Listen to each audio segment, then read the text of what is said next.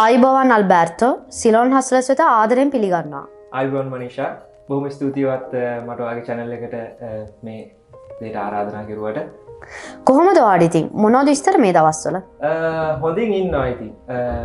සාමාන්‍ය දිනදා ජීවිතේ වැඩ කටයුතු කරගන්න ගමන් ටැටු සම්බන්ධයෙන් තියෙන දේවල් වැඩිදුර අධ්‍යාපනය ඉගෙන ගන්න ගමන් අදාරණ ගමන් කිව්වොත් මම හිතනවා ඒක හරි කියලා.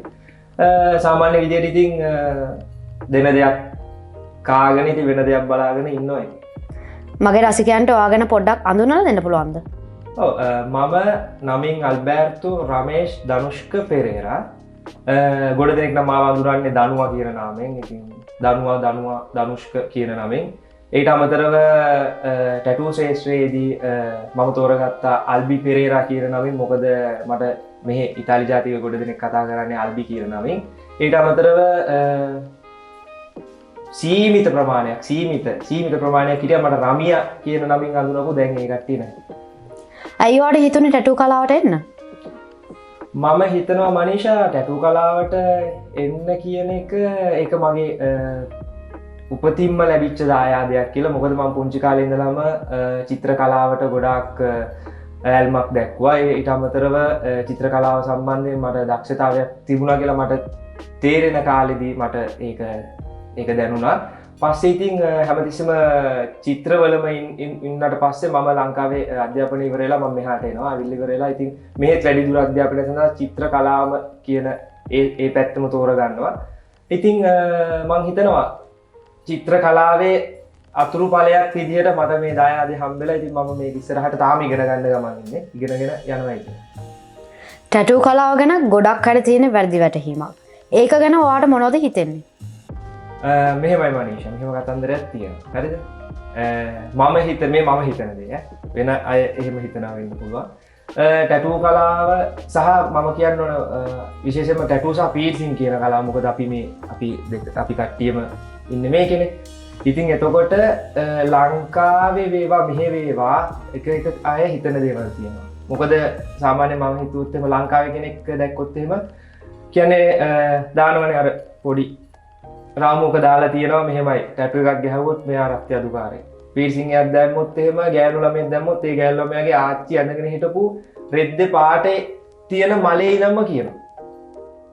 හරිද? එතකොට ටැටු එකක් ගහගෙන කොල්ලෙක් එහෙට මෙහෙට යනවා බයිසිකලයක් පැදගෙන අහිංසක කොල්ලෙක් යනවා දැක්කොත් ඒක රාමුව මේ රක්ති අදුකාරය. මම දකින්න විදියට ප්‍රශ්නේ තියෙන්නේ එතන නෙමෙයි. හරිද? ප්‍රශ්නේ තියෙන්නේ ටැටු එකක් ගහපු කෙනෙක් රස්ති අදුකාරයෙක් වෙනවද නැද්ද කියන එකයි. හරිද? උදාහරණයකට මම දන්න කියන්නේ ඒක මම ඉතා වගකීමෙන් කියන්නේ මෙහි ඉතාලි රටේ රජයේ සේවය කරන සහ ආරක්ෂක අංශවල සේවය කරන කට්ටිය ඉන්නවා ටැටු ගහගත්ත කට්ටිය. හරි? මුළු අතම පුරවගත්ත කට්ටිය ඉන්නවා. ඉතින් ඒ වුණාට සමහර අයගේ ඔළුවේ ගොඩක් තියෙන්නේ ටැටු එකක් ගහගත්තම රස්ති අදුකාරයෙක් වෙනවයි කියන එක. ඒකට මම අල්බි පෙරේරා දනුවා කියන චරිතේ කොහෙත් මේක නෑ. මොකද ඔයා කවුරු හරි දන්නවනම් කියන ටැටු එකක් ගහගෙන ගිහිල්ලා පහුවෙන දවස් දෙක නැගිටිද්දී රස්ති අදුකාරයෙක් වෙච්ච එකෙක් ඉන්නවනම් හොයලා දෙන්න මම මේ ඔක්කොම ටික දාලා තියලා යනවා. මොකද හේතුව එහෙම නෑ. එහෙම වෙන්නේ නෑ. එහෙම වෙන්න විදිහක් නෑ. ඒක ප්‍රැක්ටිකලි නෑ මං හිතන විදිහ. මොකද රස්ති අදුකාරයාටත් කියලා නම ගහලා තියෙන එයාටත් ටැටු එකක් ගහගන්න ආසාව වෙනවා. ලෝකෙ පිළිගත් අයටත් ටැටු එකක් ගහගන්න ආසාවක් වෙනවා. ඒතකොට ආසාව කියන දේ දෙකම එකක්. එතකොට එතන වෙනස් වෙන පුද්ගලයා කිසිම තැනක ඔයා දන්න තැනක් නෑනේ ටැටු එකක් ගහගත්තට පස්සේ එයාට එනවා කියලා මට රස්ති අලු ගහන්න එනවා කියලා ආසාව. එහෙමනම් ඒක අපි හොඳ දෙයකට යොමු කරගන්න පුළුවන්. මොකද හේතුව ඔයා හිතන්නකො කොච්චර රෝහල් වල ඉන්නවද හුදකලා වෙලා ඔළුව අප්සෙට් ගිය කට්ටිය ඉන්නවද එළියට බහින්න කැමති නැති කට්ටිය. ඉතින් එහෙම නැති අපි ගිහිල්ලා හරි තුන්වෙනි වාට්ටුවේ ඉන්න දෙන්න ඇන්න එළියට යන්න කැමති නැහැ. එන්න ඔයා ටැටු එකක් ගහන්න. ඒකට ඒ මනුස්සයා කියලා එළ හොද කරන්න පුළුවන්. ඉතින් ඒ වගේ කියන්නේ දැන් අපි කොච්චර කිව්වත් මේ ටැටූ කියන කලාව ඇවිල්ලා දැනට අවුරුදු 5000 ගානකට කලින් එහා තියෙන ඉතිහාසයක් තියෙනවා. නැතුව මේ ලංකාවේ පැනඩෝල් රවුම් කාලේ තිබිච්ච මේ ඉපදිච්ච දෙයක් නෙමෙයි මේක. හරිද? ඉතින් මම හිතන්නේ මේක ඇවිල්ලා බලන විදිහයි තියෙන්නේ. දැන් ඔයා හිතන්නකො මනිෂා මම ඔයාට මෙතන අංක 6 ලියනවයි කියලා. හරිද? ඔයාට මොකද්ද පේන්නේ? මම 6 ලිව්වොත් මෙහෙම. මට පේන්නේ 9. හරි. ඒ වුණාට මනිෂා මම ලිව්වේ 6 නෙමෙයි එතන. ඔයාට 9 කියලා පේනවනේ හරි. දැන් උතන මගේ තර්කය ඇවිල්ලා 6. ඔයාට 9 කියලා පෙවුනා වුණාට දැන් ඔයාගේ පැත්තෙන් බලද්දි ඔයා හරි මගේ පැත්තෙන් බලද්දි මම හරි. එතකොට මම මෙතන ලිව්වේ 6 කියලා හිතානේ. ඉතින් එහෙමනම් එතනදී වෙන්න ඕන මම හිතන්නේ මෙතන ඇවිල්ලා බලන කෝණය වෙනසන්නේ. මම එතකොට එන්න ඕන මම ඔයා ගාවට එනවා. ඇවිල්ලි ඉවර වෙලා ඔයාට කියනවා මෙහෙමයි මනිෂා. ඔයාට හරි. එතකොට මටත් තේරුම් ගන්න ඔයාට පේන්නේ 9 කියලා. එතකොට ඔයා සාධාරණයි. මම කියන්නේ පොඩ්ඩක් එන්න කියලා මං ඉන්න තැනට ඇවිල්ලා ඔයාට මම පෙන්න මෙන්න මෙතන තියෙන්නේ 6 කියලා. ඉතින් එතකොට අර එතන මම හිතන විදියට තියෙන්නේ රස්තියදු කාර්යයද නැද්ද කියන එක නෙමෙයි. ඒක බලන කෝණේ තියෙන්නේ. සමහර විට ඔය ටැටු එකක් ගහගත්ත කොණ්ඩයක් ඩ්‍රෙඩ් කරලා ඉන්න අහිංසක කොල්ලෙක් පාරේ බයිසිකලේ පැදගෙන යද්දි සමහර විට ඌ අවේලාවේ එතනින් යන්න පුළුවන්. කඩේ ගාව ඉන්න සිරිපාල මාමයි අර ජයන්ති නැන්දයි කියන අම්මට මූ ඇවිල්ලා මේ රස්තියදු කාර්යය. එහෙම මම හිතන්නේ නැහැ. අහිංසක මිනිස්සු ඉන්නවා කියන්නේ. මේක ඇවිල්ලා කලාව ගැන මේක ඇවිල්ලා මේ ඒක ස්ටයිල් එකක්. එක අයට තියෙන ආසාවක්. ඉතින් මම හිතනවා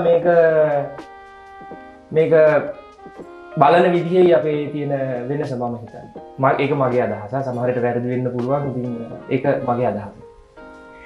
යමෙකුට ටැටු එකක් ගහ ගැනීමට අවශ්‍ය නම් ඔවුන්ට ටැටු එක පිළිබඳව පසුබිම් කතාවක් තිබිය යුතුයයි කියලා ඔබ සිතනවද? පසුබිම් කතාවක් කියන්නේ මෙහෙමයි. අත්දැකීම් කියන්නේ ටැටු කලාකාරයෙක් විදිහට මහා ලොකු අත්දැකීමක් නැති වුණත් මට මං ඇවිල්ලා මේ සාමාන්‍ය මේක තාම හදාරන ගමන් ඉන්න කෙනෙක් සාමාන්‍ය සරල පුද්ගලයෙක්. නමුත් මට වාසනාවක් ලැබුණා මෙහි ටැටු ස්ටුඩියෝ එක මගේ හොඳම යාළුවෙක්. ඒ කියන්නේ ඒක යාළුවෙක් කියන්නේ හොඳම කෙනෙක්. මගේ ජීවිතේට ගොඩක් උදව් කරපු කෙනෙක්. මේ වර්තමානයේ මගේ ගුරුතුමා.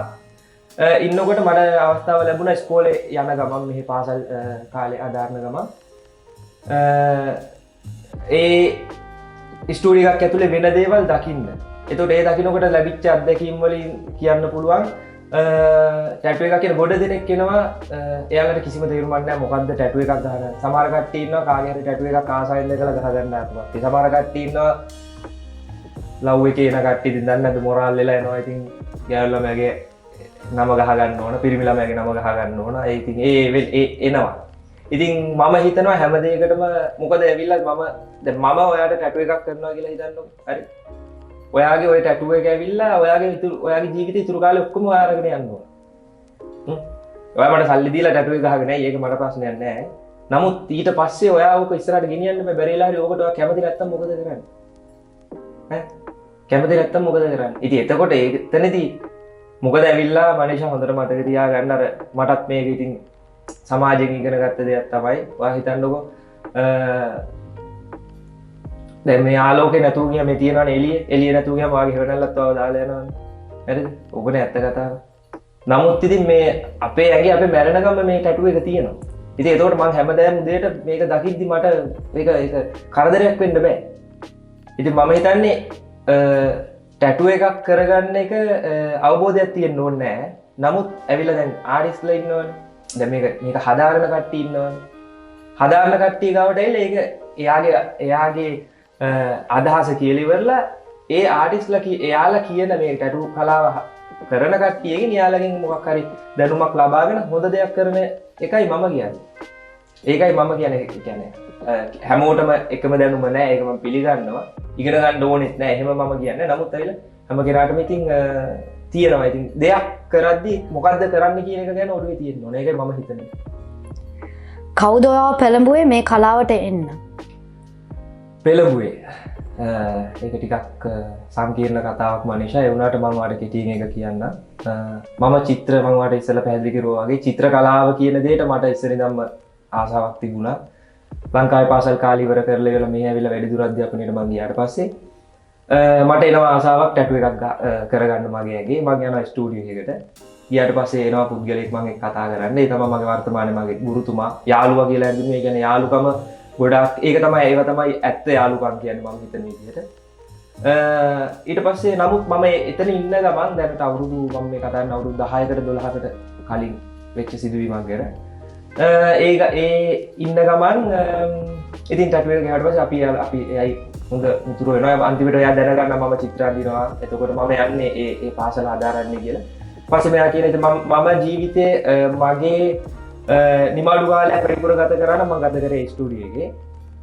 ඉතින් ඒ හොම ඉන්නකම මම පාසල් කාලෙන් පස්සේ මම වෙනම පැත්තකට යොමු වෙනවා. ඒ කියන්නේ ආර්ට් ඇන්ඩ් ග්‍රැෆික් කියන පැත්තෙන් මම රසාවක් ඒ කියන්නේ හොයා ගන්නවා. පස්සේ ඒක කරන ගමන් නමුත් මගේ මේ ටැටු කලාව තියෙන තැන ඉස්සරහට ඒකත් එක්කම යනවා. පසුව කාලෙකදී මට හම්බෙන පුද්ගලයෙක්ව අහඹු සිදුවීමක් පුද්ගලයෙක්ව හම්බෙනවා. මේ පුද්ගලයා ගාවත් ටැටු මැෂින් එකක් එයා මං හිතන විදිහට අරගෙන තියෙන්නේ එයාගේ කුතුහලයකට අරගත්ත එකක්. පස්සේ මෙයා දැනගෙන හිටියා මම ටැටු ගහනවා. ඒ කියන්නේ ටැටු නෙමෙයි මම චිත්‍ර සම්බන්ධයෙන් දක්ෂතා තියෙනවා කියලා එයා දැනගෙන හිටියා. මට කිව්වා මචං ඉතින් ටැටු ගහපන් හොඳයි නේ කියන එක. මම ඒක වැඩි ඇල්මක් දැක්කම මොකද මම ස්ටුඩියෝ එකේ ඉන්නකොට දැක්ක මේ ටැටු එකක් කරනවා කියන දේ ලේසි පහසු දෙයක් නෙමෙයි. ටැටු ආටිස්ට් කෙනෙක් කියනවා එකත් ලේසි පහසු දෙයක් නෙමෙයි. මොකද ඒක මම දන්න නිසා මම ඒකට පොඩ්ඩක් වැඩි කැමැත්තක් දැක්කේ. නමුත් දවසක් මෙයා මට කිව්වා හරි මචං උඹට එහෙනම් උඹට දක්ෂතාවය තියෙනවා ඉඳින්කෝ මං එනන් කියලා මට මැෂින් එක අතට දීලා මට කිව්වා ඉඳා මෙන්න මේ මගේ කකුලේ ටැටු එකක් ගහපන් කියලා. හරිද? ඉතින් එතනදී තමා මම පළවෙනිටම ටැටු මැෂින් එකක් අතින් ඇල්ලුවේ. ඒ පුද්ගලයා තමා මට ටැටු මැෂින් එකක් එකටම දුන්නේ. ඒ ගරුත්ති මං එලෙසටම තියෙනවා. හැබැයි මාව පෙළඹුවේ යා නෙමෙයි. නමුත් මං හිතනවා මාව පෙළඹුවේ ඉතින් මට ඒක දුන්න දෙයක් කියලා තමයි මං හිතන්නේ. මෙතෙක් කල් වැඩ කරගෙන යද්දී අමතක කරන්න බැරි අවස්ථාවක් කියන්න පුළුවන්ද අපිට? අමතක කරන්න බැරි අවස්ථාවක් කියන්නේ බොහෝම අවස්ථාවල් තියෙනවා. ඊට අමතරව ඒ කියන්නේ විශේෂ සිදුවීම් තියෙනවා. ඒත් එක්ක මං හිතනවා මං එක තරහ වෙන එකක් නෑ මගේ මිතුරා. නම් ගම් කියන්නේ නෑ මනිෂා. දවසක් එනවා මං එක මට කියලා ටැටු එකක් කරගන්න ඇවිල්ලි ඉවරලා මට කියනවා මචං මට චූටි ටැටු එකක් ඕන කියලා මේ අල්ල සයිස් වගේ පොඩි ටැටු එකක්. කිව්වට පස්සේ මම ටැටු එක හදනවා. හදලා ඉවරලා කියනවා මම අපොයින්ට්මන්ට් එකක් දුන්නාට පස්සේ ඊට පස්සේ දවසක ටැටු එක කරන්න ඕන දවසේ ආවට පස්සේ මට කියනවා මේක චුට්ටක් පොඩි වගේ කියලා. මම කිව්වා හරි චුට්ටක් ලොකු කරමු කියලා. ඉතින් පොඩි ටැටු එක අන්තිමට ලොකු වුණා. A4 size එකක් විදියට ලොකු එකක්. ඊට පස්සේ ස්ටෙන්සිල් එක ගැහුවට පස්සේ අතේ ඇලෙව්වට පස්සේ ඊට පස්සේ ටිකකින් කිව්වා තව චුට්ටක් විතර ලොකු මම හරි අවුලක් නැහැ ලොකු කරමු.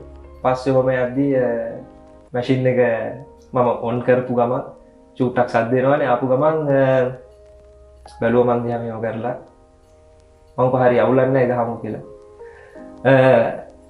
අරගෙන ඉවරලා මම සෙන්ටිමීටර් 3ක විතර පොඩි ලයින් එකක් ඇඳ විතරයි මගෙන් එහා මේ මචන් මේ අර රිදෙන්නේ නැතුව යන්නේ ගහද්දි රිදෙන්නේ නැතුව යන්නේ ක්‍රීම් තියනවලු මේ මම තියනවලු මම නම් දැකලා නැහැ කියලා. මොකද ඊට පස්සේ කොහොම හරි යන ගමන් කොහොම හරි කරලා මම දැනගත්තා හරියටම හරි වැඩේ සෙට් එකකට එන්නේ කියලා. මම ඊට පස්සේ එයාට පාරේ බහැලා යන්න පුළුවන් තරමට බොරු ගීකේ කොහොම හරි ගහලා ඉවර කරුවාට පස්සේ මම දැනගත්තා හරි දැන් මේ අදට මේක ඇති කියලා. අපි පොඩි රෙස්ට් එකක් කරගෙන මම හරි ගහමු කියලා ඉවරලා ආයෙ ලයින් දෙකක් ඇද්ද විතරේ මට කිව්වා මේ මචං මේ ඉදිරියනොත් එහෙම ලොකුවට කැමැත්තක් තිබ්බේ නෑ මේකේ. හරි මේ විදිහට අවුලක් නෑ නේ කියලා. මම කිව්වා ඔව් අවුලක් නෑ. ඉතින් ගහනවා නම් ඊළඟ නෑ මේකත් හොඳයි වගේ හරි මම අර දාලා ඉන්නත් එපා. ඉතින් ලස්සනට අවුලක් නෑ නේ මගේ. ඒ වගේ බොහොම විනෝදජනක දේවල් වෙලා තියෙනවා. ඉතින් තියෙනවා ගොඩාක් අත්දැකීම් තියෙනවා. ඉතින් මේක කෙටියෙන් මගේ පළවෙනිට ඔයා අහද්දි මේ දැන් අහද්දි එළුවට ආපු එකක් තමයි. ඔබට ඔබේ කලාව එක වචනයකින් විස්තර කළ හැකි නම් මොකක්ද ඒ වචනය? මේ කලාව ඇවිල්ලා මනීෂා මේක ඇවිල්ලා වචනයකින් විස්තර කරන්න පුළුවන් දෙයක් නෙමෙයි. හරි මම දකින විදිහට මේක මේ කලාව ඇවිල්ලා මේක කලාවක් නෙමෙයි. මේක ඇවිල්ලා ඒක වචන වලින් කියාගන්න බැරි තරම් ලොකු දෙයක්. ඒක ඉගෙන ගන්න තරමට තමයි ඒකේ අමුතු තැන් දැනගන්න. මොකද අපි එකිනෙකාට වෙනස්. ඔයා වගේ නෙමෙයි මං වගේ නෙමෙයි ඔයා. ඒකින්ද මේකේ තියෙන ගොඩක් දේවල් ඉගෙන ගන්න. මම හිතනවා මේක ඇවිල්ලා දවසින් දවස වෙනස් වෙන Tamanට ඒ කියන්නේ ජීවිතයේ අත්දැකීම් ගොඩක් දෙන සුන්දර දෙයක් කියලා කියන්නේ තමන් ඒ කියන්නේ තම මේක රස්සාවක් තමයි රස්සාවක් වුණාට තමන්ගේ අර හොබි එක කියන්නේ දැන් මම චිත්‍රාදින කැමති වගේ ඒක හොබි එක කරනවා ඒක හොබි එක රස්සාවකට හැරෙච්ච දෙයක් කියලා තමයි මම මේක ඇත්තටම ගොඩාක් ගරු කරන්න ඕන දෙයක් මොකද මේක මේ අපි දැන් ස්ටයිල් එකක් විදිහට හැදෑරුවට මේක ඇවිල්ලා බොහොම ගරු සමහර රටවල් තියෙනවා තායිලන්ඩ් වගේ රටවල් තියෙනවා එහෙ ඉන්න පූජකවරු තමා මේ ශේෂ්ත්‍රයේ ඉදිලා ඉන්නේ මොකද ඒකට ගොඩාක් ගරු කරන දෙයක් ඉතින් අපි මම හිතන විදිහට මේක ඇවිල්ලා ගොඩාක් මට ඇවිල්ලා මගේ මම දකින විදිහට මේක කලාවකටත් වඩා මේක මම ආගමක් වගේ අදහන දෙයක් ඔබට ටැටූස් කීයක් තියෙනවද ටැටූ නම් මනීෂා දැන් නම් මතකත් නැහැ තියෙන ටැටූ ගාන මෙහෙම දෙයක් තියෙනවා ටැටූ ගාන කියන්නේ දැන් ඉතුරු වෙලා තියෙන පොඩි තැන් දෙක තුනක් බෙල්ලේ පිටයි චුට්ටක් ඉතුරු වෙලා තියෙනවා මේ පැත්ත ගහන්න මොකද අපි කියන සුදු හින්දා මේ කකුල් වල ටැටූ පේනවා වෙනි හරි ඉතින් එතකොට ඒක හින්දා මම ටැටූ තෝරගත්තේ උඩ විතරයි මොකද චුට්ටක් විතර පාටට තියෙන මොකද ඉතින් කකුල් වල ගහවට වැඩක් නැහැ ඉතින් රිදෙන විතර වෙන පස්සේ දවස් දෙකකට පස්සේ පේන්නේ නැතුව ඉතින් මම ගාන නම් ඉතින් දන්නේ නැහැ ඉතින් තියෙනවා ටැටූ සෑහෙන්න තියෙනවා ඉතින් ඔබේ ශරීරයේ ඔබේ කැමතිම ටැටූ එක මොකක්ද මගේ ශරීරයේ දැනට කැමතිම ටැටූ එක ඇවිල්ලා මගේ මේ පපුවේ කරලා තියෙන ටැටූ එකක් ඉවර නැහැ ඒක ඉවර කරන්න ඕනේ නමුත් ඉතින් ඉස්සරහට දැන් ප්‍රොජෙක්ට් කරගෙන යනවා තව ආස දේවල් ඉස්සරහට එනවා ඉතින් දැනට තියෙන එක මේ පපුවේ තියෙන ටැටූ ඒ ටැටූ එක පිටිපස්සේ කතාවක් තියෙනවද කතාවක් නේද ඒක අමාරුවේ දානවනේ ප්‍රශ්න අහලා ඉතින් ඔහොම ප්‍රශ්න ආවම අපි අමාරුවට එනවා මෙහෙම ඇත්තටම තියෙනවා කතාවක් තියෙනවා මොකද ඒ ටැටූ එක මම තෝරගත්තේ ඒක ටිකක් බැරෑරුම් ටැටූ එකක් නමුත් ඒක බලන අයට සමහර විට ඒක හරි අමුතු ටැටූ එකක් විදිහට පේනවා නමුත් ඉතින් ඒක මට මගේ ජීවිතේ හැමදාම උදේට මගේ ඒ ටැටූ එක දකිද්දි මට හැමදාම මම අලුත් මිනිහෙක් කරනවා ඒක තමයි මගේ ඒ ටැටූ එක ඉතින් මට ඔයාට කියන්න පුළුවන් දේ ඒක තමයි ටැටූ කලාවට එන්න කැමති කෙනෙක්ට ඔයාට දෙන්න තියෙන උපදේශය මොකක්ද